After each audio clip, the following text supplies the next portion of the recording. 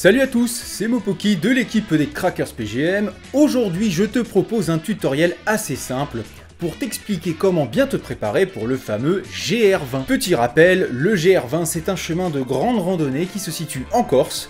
Tu sais, ce petit pays qui se trouve juste en dessous de la France et dont les autonomistes veulent avoir une liberté parlementaire pour pouvoir... Pour être efficace, je te propose de te résumer 5 astuces faciles qui te permettront d'affronter ce parcours tant redouté. Je tiens à dire que l'équipe des Crackers PGM a réussi à faire les 3 premières étapes, et encore c'était facile, et nous on a arrêté parce qu'on avait la flemme. L'espèce humaine a besoin d'éjecter les corps étrangers. Par conséquent, pendant ton périple, tu risques d'être sujet à la chancla. Tu sais, ce gargouillis un peu bizarre qui se répète de manière frénétique dans ton petit bidon. Pour rester propre de l'arrière, je te conseille de te munir de papier toilette avant ton voyage. Mais ne panique pas, tu pourras toujours trouver des feuilles d'arbres sur le chemin. Mais souviens-toi, tout ce que tu déplaces, il faut le remettre à sa place pour ne pas déranger le chemin.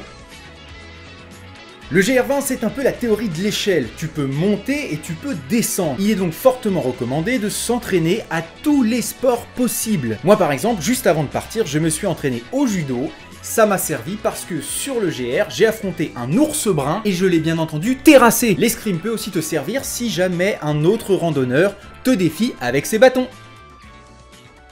Alors ceci n'est pas une obligation car tu peux très bien faire comme Mimi Siku dans Un Indien dans la ville, c'est-à-dire te balader pieds nus. Nonobstant, je te conseille au moins d'acheter des tongas car tes pieds risquent de sentir très fort. Pour ma part, j'ai acheté des baskets à 25 € TTC dans la mesure où je suis en capacité de récupérer la TVA.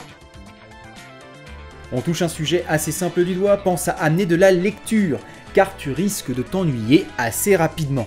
En effet, il n'y a pas de poste de télévision sur le GR, par conséquent, tu ne pourras pas suivre en live le journal de Léa Salamé qui présente désormais le 20h sur TF2.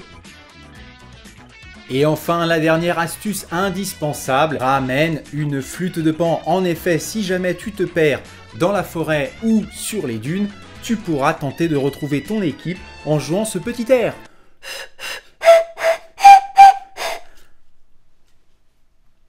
Bide! Et voilà, j'espère que cette vidéo t'aura plu. Bien entendu, n'hésite pas à donner ton avis en commentaire et n'oublie pas, si tu ne réussis pas le GR20, tu as raté ta vie.